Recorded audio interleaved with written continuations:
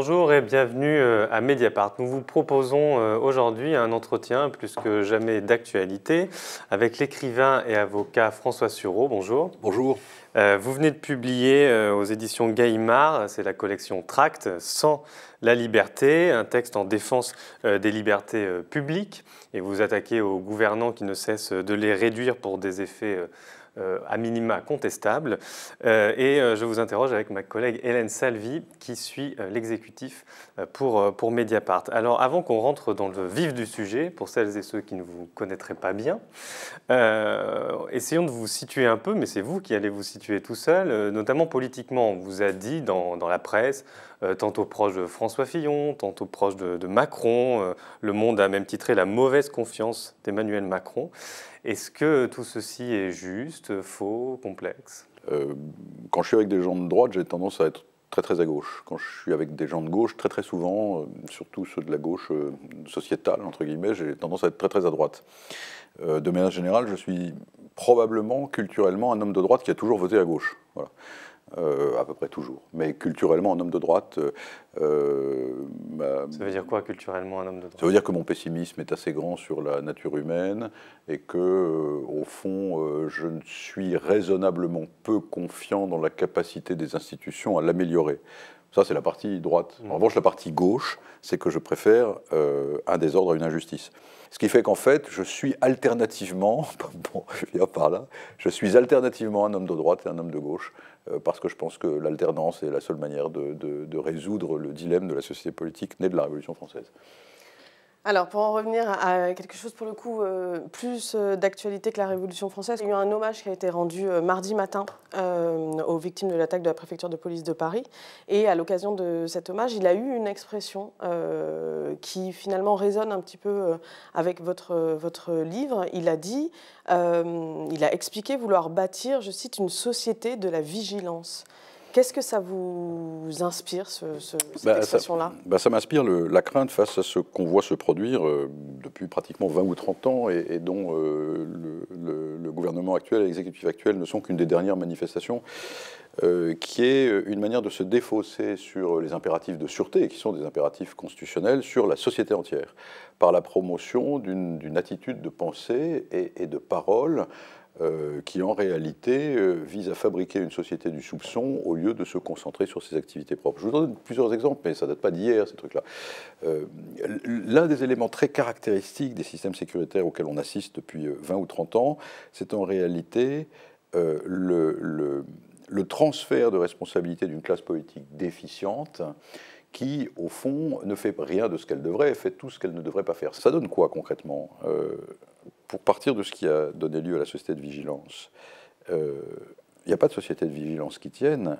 Ce à quoi on assiste en ce moment, c'est, au fond, à un système qui est incapable de maintenir un ordre minimal à l'intérieur d'une des grandes institutions publiques chargées de la sécurité, c'est-à-dire la préfecture de police de Paris. Ça n'appelle pas à la création d'une société de vigilance, ça appelle tout au plus au remplacement des responsables et au fait d'établir des procédures qui évitent ce genre de choses.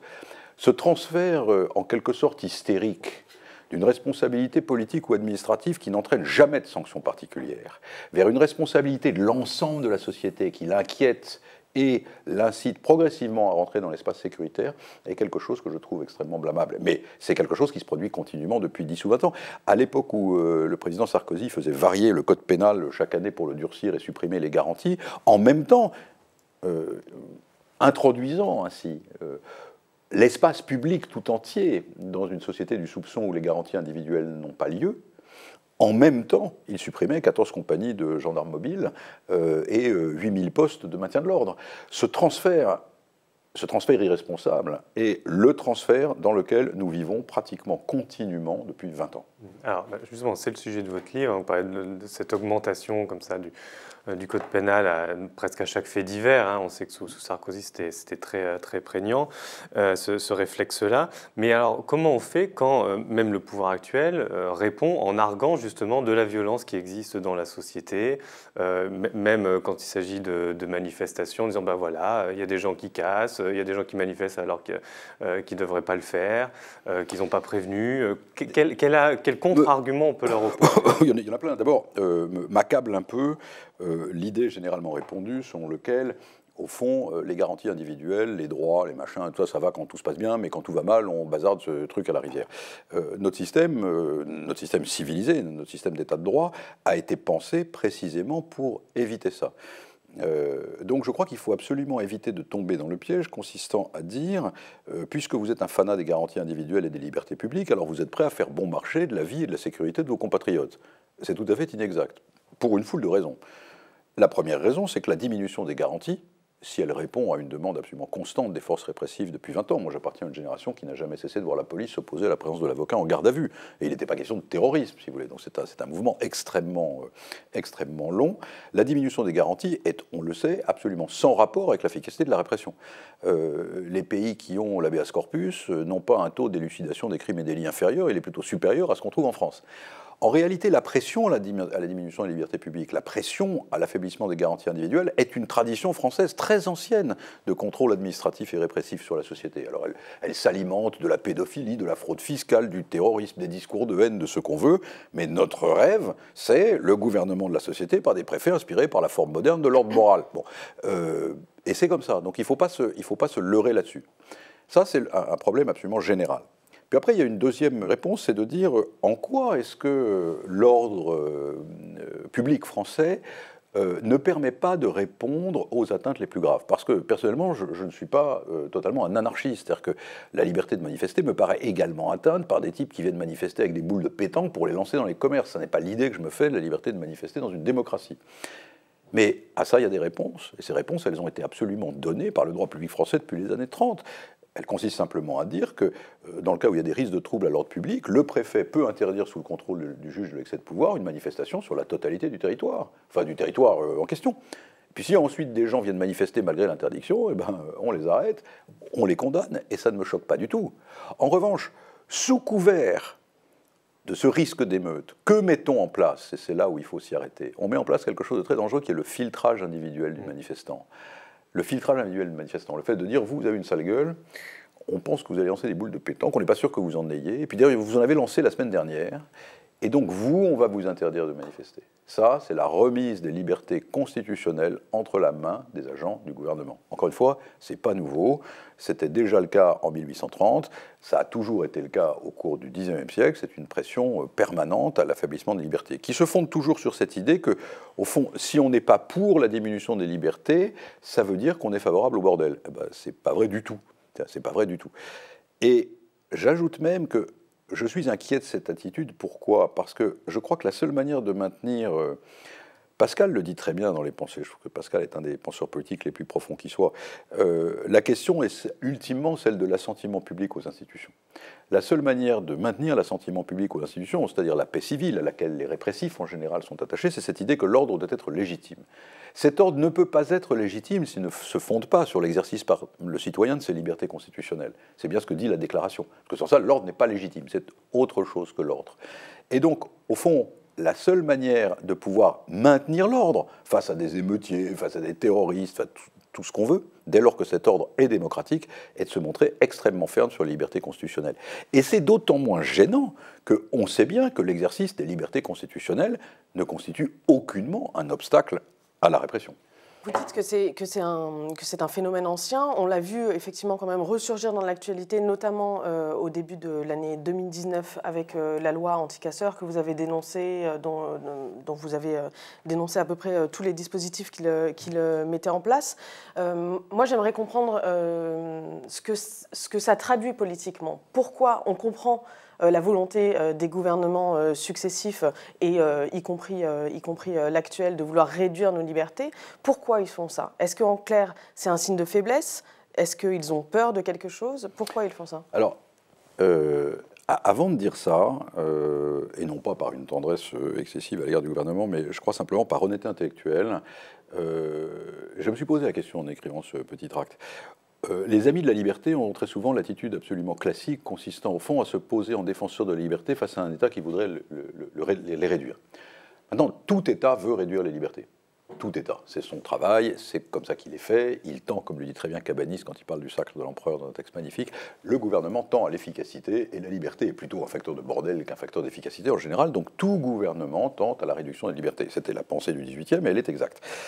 À partir du moment où tout gouvernement tend à la réduction des libertés, qu'est-ce qui explique profondément que nous ayons laissé cette succession de gouvernements, pas seulement celui-là, mais les précédents aussi, et par liberté, j'entends liberté au sens large, y compris la déchéance de nationalité qui a été à 2 doigts d'être votée et autres monstruosités. Qu'est-ce qui fait que nous avons laissé cela advenir ? Parce qu'au fond, dans une démocratie, les politiciens, ceux-là comme les autres, ils font ce qu'ils pensent que le peuple va aimer. À mon avis, d'ailleurs, dans ce cas particulier, ils vont au-delà de ce que le peuple aime profondément, mais comme je suis peu qualifié pour parler au nom du peuple, je m'abstiendrai. Mais en réalité, la vraie question, c'est cette espèce de demande. Vous voyez ce que je veux dire ? Cette espèce de demande sans cesse adressée et qui conduit à faire bon marché de la liberté au bénéfice de la sécurité. Je crois que cette demande, elle est générale. Elle est générale. Elle n'est pas simplement le fait du ministre de l'Intérieur, de 3 préfets, du président de la République ou du Premier ministre. C'est une demande qui s'exerce sur eux, à leur égard, de manière absolument permanente. Je crois que cette demande a plusieurs origines. D'abord, premièrement, la France n'aime pas la liberté. La France n'aime pas la liberté. Nous avons connu très très peu, contrairement à l'idée que nous aimons donner de nous-mêmes, nous avons été très très peu, et nous avons très peu été une société de liberté dans l'histoire. Ça n'est pas un truc naturel aux Français, comme ça l'est aux Anglais pour des raisons historiques, ou aux Américains pour des raisons de souvenir de la guerre d'indépendance. On en a arraché quelques-unes quand même. Écoutez, globalement, on a été assez libre de 1789 à 1791. À partir de 92, ça se gâte, comme disait Clémenceau, on a commencé par proclamer les droits de l'homme et ensuite on a érigé une guillotine. Après, le régime de la terreur, le régime du directoire, y compris les lois horribles dont on parle, sont des lois qui sont des lois du directoire en réalité. La loi des suspects, la possibilité d'arrêter des gens des mêmes familles, enfin tout ça c'est le directoire. Ensuite vous avez l'Empire, c'est pas brillant. Après l'Empire vous avez la Restauration avec la loi sur le sacrilège, c'est pas brillant. Après vous avez un court moment en 48 où ça se passe plutôt pas mal, et puis ensuite immédiatement après vous avez le Second Empire. Non mais ça fait beaucoup quand même pour des gars qui se prennent pour les parangons de la liberté. Et au total, vous avez un grand moment qui est entre 1880 et 1910, qui est les grandes lois libérales, la loi sur la presse, la Troisième République. Mais encore là-dedans, vous avez la loi scélérate de 1893 sur la répression des menées anarchistes et les caractéristiques de la persécution anticatholique, c'est-à-dire qu'on pouvait tout à fait séparer l'Église de l'État sans pour autant expulser 40 000 religieux. Et si on faisait ça maintenant, ça serait très probablement condamné par la Cour européenne des droits de l'homme. Puis après, vous avez l'entre-deux-guerres avec le durcissement des législations d'exception, le rétablissement de la censure, les guerres coloniales, le législateur colonial, et tout ce qui s'en est suivi au moment des guerres de décolonisation. Non, on n'est pas brillant. Et il a fallu attendre 1971 pour qu'on vienne contrôler une loi par rapport aux normes de la Déclaration des droits. Conseil constitutionnel. Voilà. Donc déjà, premièrement, historiquement, on n'est pas fantastique. Historiquement, on a quand même tendance à penser que c'est à l'État de nous dire où il faut aller. Donc déjà, l'esprit de liberté n'est pas un esprit... Alors, bien sûr, il y a des gens qu'on adore, ça va de Larourie à Rossel, en passant par Louise Michel, Victor Hugo... Enfin, oui, on n'est pas ses maîtres, si vous voulez, comme tous les... Voilà, on n'est pas ses maîtres d'ériger en exemple des gens qui sont contraires à ce que nous avons fait pour nous réclamer d'eux. Mais c'est pas quelque chose de... Donc il y a cette première caractéristique. Après, il y a une deuxième chose qui me paraît plus profonde, c'est l'inculture constitutionnelle, qui est due à l'avènement de la technocratie au pouvoir. Si vous voulez, cette idée qu'au fond, l'ensemble des dispositifs, pour parler comme Agamben, l'ensemble des dispositifs doit tendre à l'efficacité. L'ensemble des dispositifs démocratiques doit tendre à l'efficacité. Ça aussi, c'est une pensée technocratique.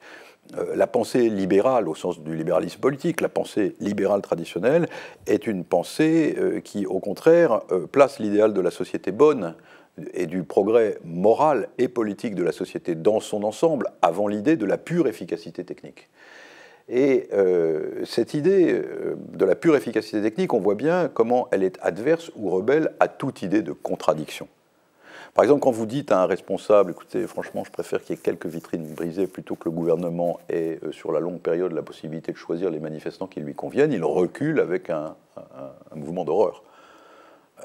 Et pas nécessairement de manière intéressée, vous voyez ce que je veux dire ? Pas nécessairement parce que c'est un facho qui veut contrôler tout le monde. Non, non, il recule avec un mouvement d'horreur parce que nous avons cessé de penser.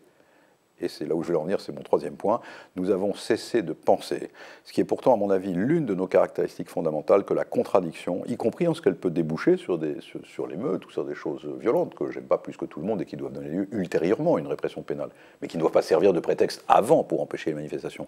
Nous avons cessé de penser que la contradiction provoquée par l'exercice continu des libertés est ce qui nous fait agir dans l'histoire.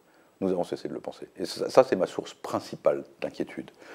Je pense que toutes ces raisons font qu'à la fin des fins, Quand un gouvernement vient proposer de filtrer individuellement les manifestants ou d'assigner à résidence ceux-ci sans le contrôle du juge, etc., eh bien, il ne rencontre pas beaucoup d'obstacles parce que nous avons cessé en nous-mêmes de penser que la liberté avait un prix et que nous étions prêts à le payer pour conserver notre mouvement dans l'histoire. Alors, pour poursuivre la question d'Hélène sur les causes quand même de cette tendance comme ça à la restriction des libertés, je vais faire un peu de promotion pour un collègue à nous qui s'appelle Romaric Gaudin, qui a publié un livre qui s'appelle La guerre sociale en France tout récemment. Et en fait, il développe cette idée, qui est partagée par d'autres, qu'au fond, cette réduction des libertés, ou disons, ce mécanisme de répression, notamment dans les récentes manifestations des Gilets jaunes, il doit être rapporté à une offensive néolibérale que le peuple français a du mal à accepter, au fond. Et donc, il met en jeu une économie politique donnée qui violente la société et qui, pour s'appliquer, du coup, doit de plus en plus violenter la société. Vous, c'est pas une grille de lecture que vous avez. À un moment, vous parlez des intérêts de la bourgeoisie d'argent qui sont souvent protégés par les dispositifs répressifs, mais on voit que c'est pas du tout... Au fil de l'histoire, oui. Voilà, c'est pas du tout... vous en faites pas une dimension importante du livre, d'explication. Non, et peut-être par défaut de culture. Moi, j'ai pas du tout l'impression... J'ai connu des sociétés hyper libérales quand j'étais jeune aux États-Unis, vous voyez. J'ai beaucoup de mal, quoique étant aussi attaché à la justice sociale que quiconque, j'ai quand même beaucoup de mal à m'entendre dire que nous vivons en France d'une société hyper libérale, compte tenu de la masse gigantesque des transferts sociaux, compte tenu du taux de prélèvement obligatoire, compte tenu de l'influence partout de l'État sur l'économie. Si vous voulez, ce genre de discours suscite toujours en moi, mais probablement par inculture, une forme d'étonnement. C'est-à-dire, je pense qu'ici, il y a une injustice, elle se passe ailleurs. S'il y a une injustice, elle ne se passe pas, et je la ressens, enfin, je veux dire, là-dessus. Je pense que nous vivons une société de l'injustice sociale. Elle est où, alors ? Mais je pense qu'elle se joue en réalité dans le simple acte, non pas dans, comment dire, la mise en ordre libérale de manière...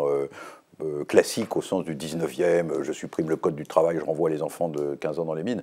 Je pense qu'elle se passe dans la fabrication de ghettos culturels, l'incapacité pour les gens qui n'en font pas partie d'accéder à l'élite et un feuilletage absolument invraisemblable et pratiquement définitif des niveaux de connaissance et d'intelligence.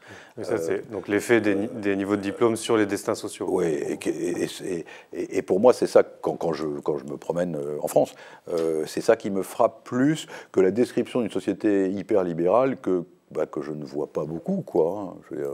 Mais bon, je peux me tromper. En tout cas, là où je ne suis pas d'accord avec la position... C'est difficile de dire qu'on n'est pas d'accord avec un livre qu'on n'a pas lu. Hein.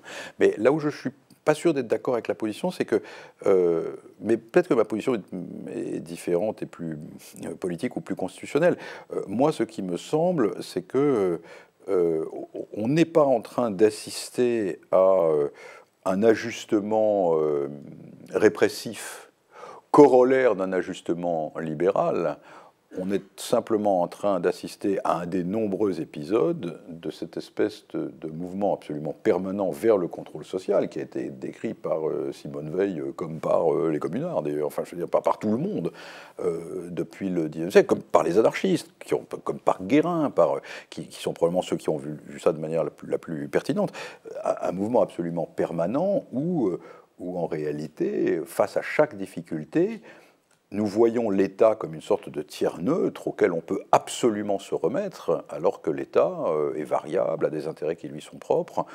Je pense, pour tout vous dire, et si on prend le truc autrement, mais je raisonne devant vous, vous voyez, j'essaie d'y réfléchir, je pense que la politique actuelle, c'est là où je me séparais peut-être de la personne que vous citez, c'est qu'il me semble, mais pour le sentir, pour avoir parlé à certains des acteurs, que la politique sécuritaire actuelle de ce gouvernement, comme d'ailleurs des précédents, eh bien, serait à peu près la même s'ils étaient à 1000% sociodémocrates. D'ailleurs, je ne sais pas si l'auteur du livre fait le même grief à Hollande d'avoir, par exemple, essayé de mettre en œuvre à toute force une société hyper libérale. Ça me semblerait un peu étrange qu'il le fasse. Enfin, parmi les pires atteintes que j'ai vues aux garanties des libertés publiques, il y a celle de la période de Hollande. L'état d'urgence maintenu pendant 2 ans, névariéture en supprimant des pans entiers de la déclaration, l'idée qu'on était obligé de notifier à la CEDH qu'on cessait d'appliquer la déclaration des droits quand même. La Convention européenne des droits. L'idée de la déchéance de nationalité, enfin, si vous voulez, tout ça est sans rapport, à mes yeux du moins, tout ça est sans rapport avec les ajustements macroéconomiques, quoi. Il y a, qui dit liberté, dit effectivement liberté de manifester, dit aussi liberté de la presse. Et donc je vais faire plusieurs ricochets. Qui dit liberté de la presse, dit aussi droit à l'information. Il y a un sujet sur lequel je crois pas vous avoir jamais entendu, qui est le cas de Snowden. Comment vous vous positionnez par rapport à ce type de Est-ce que ce sont des personnes qui sont nécessaires dans notre démocratie, ou est-ce que, comme le disent ses adversaires, entre guillemets, c'est quelqu'un qui est dangereux pour nos démocraties? Je ne pense pas du tout qu'il soit dangereux, mais je pense que la bonne réponse n'appartient ni au gouvernement qui, comme toujours d'ailleurs en France, se croit autorisé à émettre une opinion sur le fait de savoir si le gouvernement et la classe politique, qui se croit autorisé à émettre une opinion sur le fait de savoir s'il devrait rester ou pas, ni aux associations qui jugent, compte tenu des critiques qu'il émet, que le bonhomme est un type qui sert à quelque chose pour la défense des libertés. Je crois qu'on a une tradition absolument magnifique à laquelle j'adhère, mais de tout mon cœur, qui est la tradition de l'asile. Et c'est quoi la tradition de l'asile? La tradition de l'asile, elle est magnifique en ce que personne n'a parlé en dehors de Snowden et de son juge national. C'est quoi la tradition de l'asile? C'est que Snowden a fait ce qu'il croyait devoir faire. Il va expliquer pourquoi il l'a fait. Par exemple, il va expliquer à des gens indépendants pourquoi il l'a fait pour la liberté. Et en fonction de ce qu'il a fait pour la liberté, eh ben, les gens indépendants, jusqu'à la Cour nationale du droit d'asile, vont peser les risques de persécution qui pèsent sur lui. Et à la fin, ces gens indépendants du gouvernement vont dire, voilà, on l'accueille en France et on lui donne le droit d'asile. Et je trouve ça extraordinaire. Maintenant, les gens qui poussent des cris de bête en disant, faudrait l'accueillir parce que ce qu'il a fait est bien, alors que, personnellement, j'en sais rien. Je suis à ce point défenseur de l'asile que je me refuse absolument à rentrer dans le détail du dossier du demandeur, vous voyez, qu'il s'agisse de Snowden, ou qu'il s'agisse d'un Iranien, ou qu'il s'agisse d'un Marocain, ou qu'il s'agisse de ça.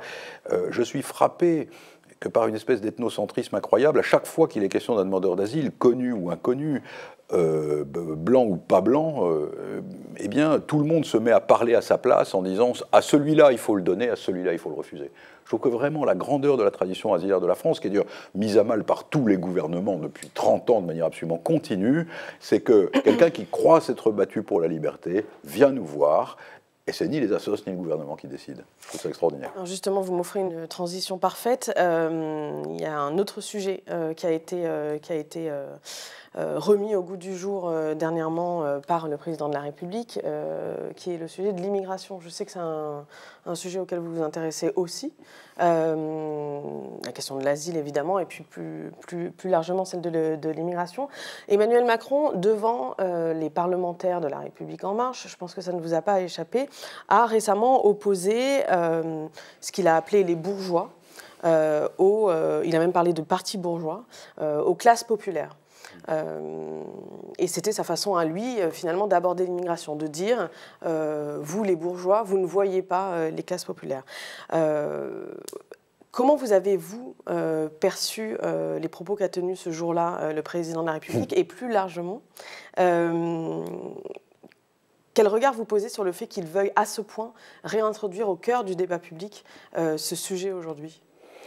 Je vais faire un pas de côté, un pas latéral, pour vous dire exactement ce que c'est. C'est un pas latéral, mais je vais vous dire ce que j'en pense. J'ai du mal à prendre tout ça au sérieux, pardon. Enfin, je veux dire, ça fait... C'est quand même très sérieux. Enfin, ça peut avoir des incidences sur les gens, quand même. J'ai du mal à prendre au sérieux parce que ça fait 30 ans que je vois ça. Donc nous assistons là à une figure du ballet chorégraphique de la Ve République, une figure absolument classique, que je vais vous décrire maintenant, parce que c'est très intéressant sur le plan du théâtre. Il ne se passe rien. À l'époque, il n'y avait pas d'attentat. Il y en a eu un depuis, mais il n'y avait pas d'attentat. Il ne se passe rien. On sent que quand même l'élection se jouera à droite. Alors on intervient. On fait un truc qui va plaire globalement plutôt à l'électorat de droite, en soulevant la question de l'immigration, exactement comme Mitterrand à son époque, quand j'étais jeune, soulevait la question du vote des immigrés pour faire monter le Front National dans la semaine qui suivait. Enfin, tout ça était absolument parfait. Là, on arrive et on tient ce genre de discours, vous voyez, classique, selon des formes rhétoriques habituelles. Il ne va rien en sortir, naturellement. Qu'est-ce qui va se passer? Une fois ce discours tenu, l'appareil de l'État va se retourner vers le même type qui est là depuis 30 ans, qui est le chef de bureau adjoint au sous-directeur de la sous-direction ZB4 du ministère de l'Intérieur, auquel on va dire, le président a tenu des discours assez hard sur l'immigration, est-ce que tu n'as pas un truc en magasin? Et le gars va sortir le même projet de circulaire qu'il fabrique et qu'il refourgue à tous les ministres de l'Intérieur depuis 40 ans sur la diminution de l'AME, à laquelle d'ailleurs Buzyn va s'opposer, plus 3-4 trucs qui ne servent absolument à rien. Et à la fin, il va se passer ce qui se passe toujours sous la 5e. Il y aura eu un beau discours et il n'y aura pas de fête. Alors, et en attendant, il y aura une société qui se crispe. Voilà. Alors, à quoi puis-je répondre à ça? C'est-à-dire que, à la longue, on en a un peu assez d'avoir une société qui soit une société du discours dangereux, d'un côté, et dans lequel rien n'est fait, rien ne se passe. Voilà. Parce que ça aboutit en effet à des crispations. Mais, si vous voulez, je pense que nous gagnerions tous à prendre ça avec un certain flegme, vous voyez, c'est-à-dire que il n'est pas, je ne pense pas qu'il sortira, et tout le monde le sait, vous le savez comme moi, il ne sortira rien de ce type de choses. Parce que c'est vrai qu'il y a eu la loi asile-immigration qui a été contestée quand même justement sur le la loi immigration. Il peut y avoir des traductions législatives au bout d'un moment, à force d'accumuler les discours, c'est pas juste des mots qui n'ont... si vous voulez, la loi asile-immigration, en réalité, oui, elle a des effets. Et progressivement, il y a des effets qui sont extrêmement fâcheux, qui sont extrêmement blâmables, etc. Ça, c'est sûr. Mais au fond, vous voyez, pour en parler franchement, ce qui me trouble en matière d'asile en particulier, c'est l'énorme discordance entre les discours creux et des adaptations législatives qui, de temps en temps, entraînent des effets extrêmement fâcheux. Je me suis opposé récemment à un truc absolument incroyable. Vous savez, les pays d'origine sûrs en matière d'asile. Quand vous êtes ressortissant d'un pays d'origine sûre, en réalité, on a diminué vos garanties entre l'OFPRA et la CNDA. C'est-à-dire que vous pouvez être expulsé alors que la CNDA n'a pas encore statué sur votre cas, ce qui, à mes yeux, est une monstruosité, puisque le pays d'origine sûre, c'est une considération générale, alors que la persécution, dans notre droit, c'est une persécution personnelle. On peut tout à fait être persécuté dans un pays jugé sûr. Donc il y a quelques conséquences quand même. Ah, mais il y a des conséquences absolument directes. Ces conséquences, en réalité, ce que je vois, moi, depuis 20 ans, c'est qu'elles sont sans rapport, ça, je pense que vous fonctionnez sur un système ancien, elles sont sans rapport avec les vaticinations publiques des gouvernants. Nous sommes gouvernés depuis 20 ans par la même technostructure préfectorale, dans ces registres, dans ces domaines, la même technostructure préfectorale ou policière, animée par la xénophobie assez classique des gens qui en France sont chargés du maintien de l'ordre, du contrôle des étrangers, et qui, globalement, à quelques exceptions près, année après année, essayent de refourguer aux ministres qui passent la totalité des mesures que vous finissez par voir dans les projets de loi. Il y a ça d'un côté. Et puis de l'autre, il y a de temps en temps, pour des raisons politiques, tel gouvernant, tel président, tel Premier ministre qui sort et fait des déclarations que vous trouvez pénibles. Ces déclarations me paraissent... Est-ce que vous ne les trouvez pas pénibles, vous? Naturellement, si. Mais ce que je veux dire, c'est que je m'attache à ce qui est le plus inquiétant. Ce qui est le plus inquiétant pour moi n'est pas la commission de ces déclarations, ce genre de propos, c'est la conscience que j'ai, une conscience pratique, étayée par les faits, que depuis 20 ans, nous sommes gouvernés par une doxa administrative qui prend en main, en l'espace de 15 jours ou 3 semaines, tout nouveau ministre de l'Intérieur, tout nouveau président de la République, tout nouveau Premier ministre, sans que personne n'y soit capable d'y rien changer.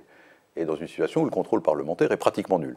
C'est extrêmement frappant. Le changement de position d'Emmanuel Macron sur ces questions entre avant et après l'élection est quelque chose d'absolument frappant, alors qu'au fond, la situation d'avant l'élection n'était, sous le rapport des flux asilaires ou de je ne sais quoi, pas extrêmement différente de celle qu'il y avait après. Alors, on vient de parler de ces discours-là à répéter, qui sont en l'occurrence là le fruit de la volonté d'un homme, qui est le président de la République, qui a voulu le débat qu'on a eu lundi à l'Assemblée nationale, qui a fait ce discours devant les députés. Vous venez de parler du faible contrôle parlementaire sur la technostructure. Bon, on est en train de dessiner un peu un paysage bien français qui est celui de la Ve République. Alors, vous allez me dire non. En l'occurrence, c'est vrai qu'effectivement, dans le livre, à un moment, vous dites dans la Ve République, il y a du bon, il y a du mauvais. On a l'impression que c'est le mauvais qu'on garde et pas le bon. Est-ce qu'on peut vraiment faire le tri dans oui, je vais vous dire. C'est une question, c'est une très bonne question, comme dit l'autre. Et je vais vraiment dire pourquoi. Parce que j'ai essayé de réfléchir à ça pour ce livre de manière un peu dépassionnée, évitant d'aller critiquer le ministre Tartemol ou le président machin, parce que ce à quoi on assiste est trop grave en réalité. C'est-à-dire que nous assistons à la disparition de l'idéal des libertés publiques en France depuis 20 ans. Et je pense que nous sommes déjà passés de l'autre côté. On est déjà passé de l'autre côté. On accepte l'idée que quelqu'un puisse être assigné à résidence sans intervention d'un juge, on a accepté le filtrage individuel des manifestants, on était à 2 doigts d'accepter la déchéance de nationalité, et s'il n'y a pas 10 morts, mais 50 au milieu de Paris la semaine prochaine, je vous prie de croire que toutes les digues sauteront. C'est l'évidence. Donc nous sommes déjà absolument passés de l'autre côté. Il y a plusieurs raisons au fait d'être passé de l'autre côté. Il y a ce que je disais sur l'inculture constitutionnelle, sur l'absence de considération pour notre propre histoire, en tant que notre propre histoire est le cas échéant liberticide. Il y a aussi une question presque métaphysique dont je parlerai ensuite sur l'existence du mal, qui me paraît absolument fondamentale, qui me paraît quelque chose de vraiment absolument central dans la question des libertés publiques, quand on essaie de dépasser l'élément immédiat. Et il y a ce qu'on disait là sur la Constitution. Je pense qu'une partie des discours qu'on peut reprocher au président de la République, ou une partie de cette espèce d'impression que nous avons, où au fond il n'y a plus aucun contre-pouvoir, ou très très peu de contre-pouvoir, et où tout ceci se déroule dans une espèce de vide presque personnel, qui est une impression extrêmement fâcheuse pour un démocrate, tient à quelque chose d'assez simple, qui est la réforme du quinquennat. Nous vivons dans un système où maintenant, du début à la fin d'un mandat présidentiel, il n'y a qu'une assemblée parlementaire. Ça veut dire quoi? Ça veut dire que l'opposition ne peut plus se structurer, en tout cas pour des élections intermédiaires et une perspective de cohabitation. Elle ne se structure plus que pour choisir le gars qui l'emportera à la présidentielle. Donc en fait, ça veut dire quoi? Ça veut dire que ce qui l'intéresse n'est pas du tout le contrôle de l'exécutif dans le temps où l'exécutif est là, mais uniquement la perspective de l'élection ultérieure. Donc déjà, vous avez supprimé l'opposition. 5 ans, il n'y a pas d'opposition. Sauf le cas où vous avez des frondeurs qui réapparaissent, etc., etc. Deuxièmement, vous supprimez la fonction de Premier ministre, parce qu'en réalité, il n'y a pas de Premier ministre. Or, le Premier ministre est le seul qui soit responsable devant l'Assemblée nationale. Donc vous avez une Assemblée nationale qui ne peut pas jouer son rôle de contrôle, un Premier ministre qui n'est plus responsable devant l'Assemblée nationale. Et l'ensemble des acteurs politiques se positionnent simplement dans l'idée de savoir si le président de la République va ou non être candidat. Mais c'est pire que ça. En fait, le président de la République lui-même sait, j'imagine, qu'il a des chances d'être réélu qui ne sont pas si fortes. C'est pas pour rien que depuis le quinquennat, le président Sarkozy n'a pas été réélu et le président Hollande n'a même pas pu se présenter. Dans la mesure où il vient de s'écouler une période de 5 ans sans aucun contrepoids, ça veut dire que la cristallisation négative au cours des 4 mois précédant l'élection devient absolument considérable. Ça veut dire quoi? Ça veut dire que pour pouvoir passer cette cristallisation négative, en réalité, le président est obligé de taper un coup énorme. Un coup énorme, c'est-à-dire d'être incroyablement clivant. Et c'est ce à quoi on commence à assister à l'heure actuelle. Donc ce que je veux dire, c'est que la Ve République du quinquennat a, en matière de liberté, des conséquences extrêmement négatives parce qu'elle a totalement déséquilibré le système institutionnel. Dans le système antérieur, où vous aviez une période de cohabitation, bah, les gens faisaient gaffe. Non mais y compris les hauts fonctionnaires, qui savaient qu'après tout, dans 3 ans, c'est peut-être les amis de M. Jospin qui seront au pouvoir. C'est peut-être pas la peine que j'essaye d'ouvrir en attendant des camps de concentration pour les fichiers S. Ceci dit, la première loi anti-Cassers, à la fin des années 70, c'était une période où l'alternance était attendue. Bien sûr, bien sûr. Sauf que un septennat. Oui, sauf que c'était un septennat et qu'en réalité, il n'y avait pas d'alternance interne, puisqu'à l'époque, aucune cohabitation n'avait eu lieu. Je trouve que... Non, mais aucun de ces systèmes n'est parfait. Ce que je veux dire, c'est que je suis très, très frappé quand même par l'incroyable déséquilibre institutionnel résultant de la logique du quinquennat. À la fin, on ne peut plus compter que sur le Conseil constitutionnel. Enfin, c'est quand même très frappant. Je me permets dernière question, de rebondir à une phrase, une des rares qui m'a plus qu'interloqué dans votre livre. Plus? Oui. Vous dites justement, on a un problème aujourd'hui, c'est que le Parlement ne peut pas contrôler assez l'exécutif. Et dans tout un développement que vous faites au sujet de la séparation des pouvoirs, vous écrivez « C'est le Sénat recueillant des déclarations sous serment en période d'enquête judiciaire au mépris des principes élémentaires de la procédure pénale ». On imagine à ce moment-là que vous parlez de la commission d'enquête sénatoriale sur l'affaire Benalla.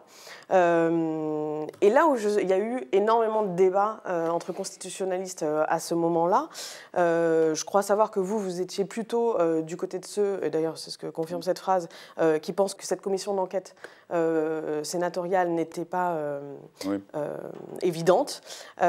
Pourquoi critiquer en fait le fait que le Parlement s'empare d'un contrôle, non pas du président de la République, parce que je sais ce que vous allez me répondre comme personne morale en tant que telle, mais des services de la présidence? Je suis partagé sur cette question, parce que je ne peux pas à la fois, en effet, déplorer le fait qu'il n'y ait pas de contre-pouvoir, et en même temps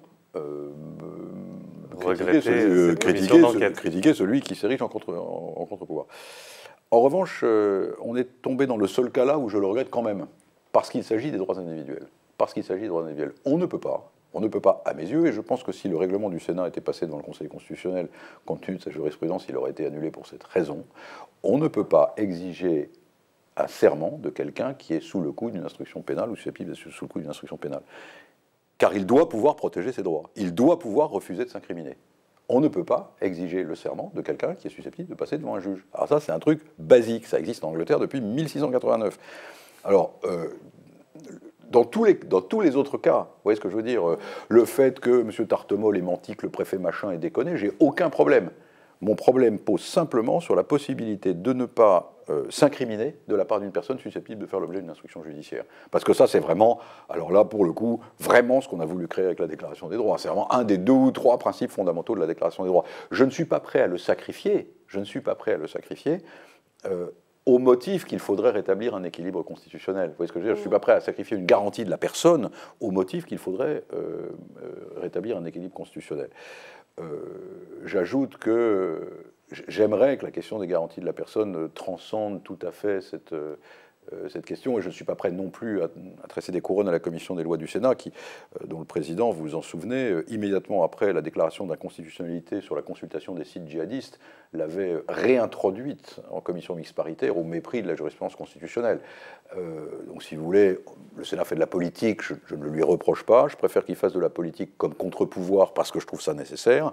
En revanche, dès lors qu'il s'agit du droit de chacun à ne pas s'incriminer lui-même, je pense qu'il faut faire très attention. Bon, eh bien, on vous remercie, François Sureau, pour cette entretien. Alors, j'ai pas parlé de la question du mal, qui est pourtant centrale, mais la prochaine fois, nous l'évoquerons avec celle de Dieu. Comme voilà, on aura le temps. Et puis, voilà, on a définitivement inauguré ce studio. C'est la première fois qu'on fume la pipe dans le studio de Mediapart. Je rappelle la sortie de ce livre, Sans la liberté, aux éditions Gallimard.